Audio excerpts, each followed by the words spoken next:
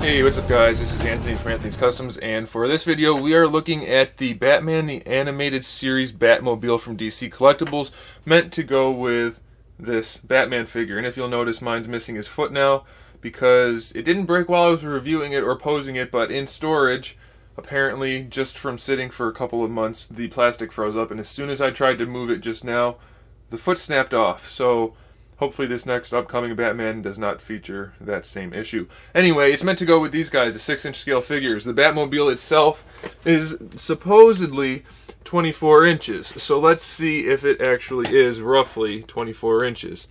So we're about 12 inches to right there, and it's really close, if not a little bit longer. So it definitely lives up to the name of the 24-inch Batmobile.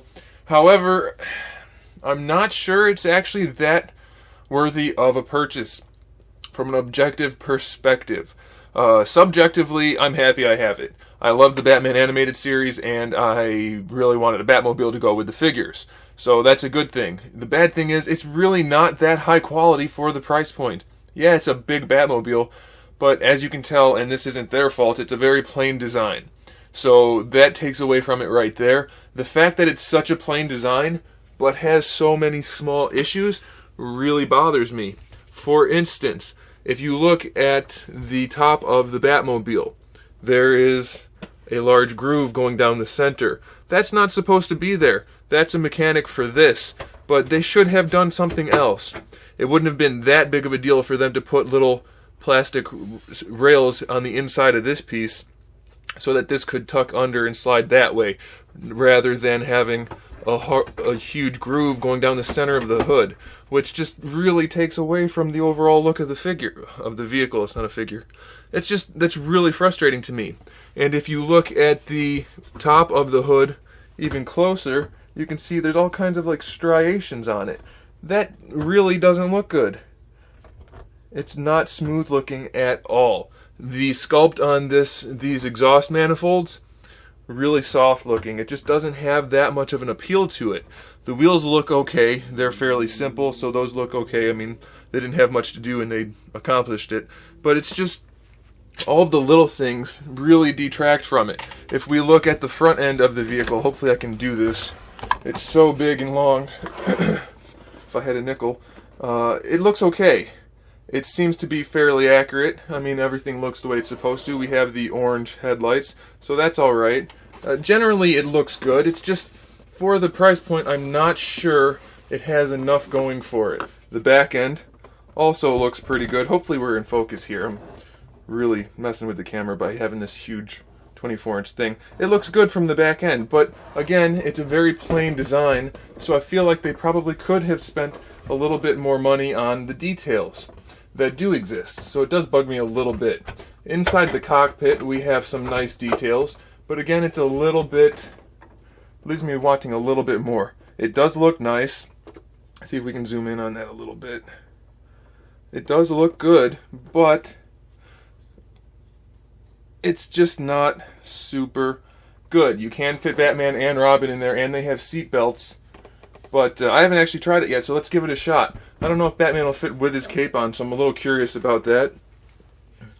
Hopefully having the foot off allows him to fit a little bit better even. So let's undo the seat belt. It's a little elastic seat belt with a little clip. And let's see how this works. Looks like we can do it with the cape on, we just have to tuck it under him. Yeah, he will fit with his cape on, so that's a good thing. It is a good thing that he fits, obviously, and then Robin can go in on the side. You can play around with it to make it look good, but he will fit with the cape, so that's a good thing.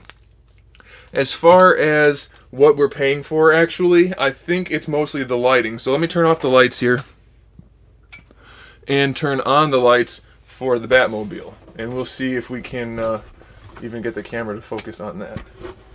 I kind of doubt it. So there's the dash. That's it. We have a square light in the middle and two round lights on either side. I'm not really sure what those are for. They kind of light up the back of the Batmobile. You can kind of see it, but it's just a little bit. So not so much. And let's look at the taillights, because the taillights actually look probably the best. So we have some tail lights going on. They look okay. We have the ones in the top of the fins back here, and then we have the main yellow one. And for me, the main yellow one would have been the coolest. The problem with that is you can see the circuit board for it. And then we have the front lights. They're bright, they're just not super bright. So let me turn the regular studio lights back on and I'll show you what I'm talking about as far as the circuit board. So when you turn on this back light here, you can see through it. Maybe you guys can't. In person, in real life with your naked eyes, you can see right through the orange clear plastic and see the circuit board. So it's just, I don't know, there's not a whole lot of appealing features here. Nothing is executed particularly well, and it makes me feel like it's not quite worth the almost $100 price tag. If I wasn't a huge Batman fan, then I wouldn't be able to justify this purchase.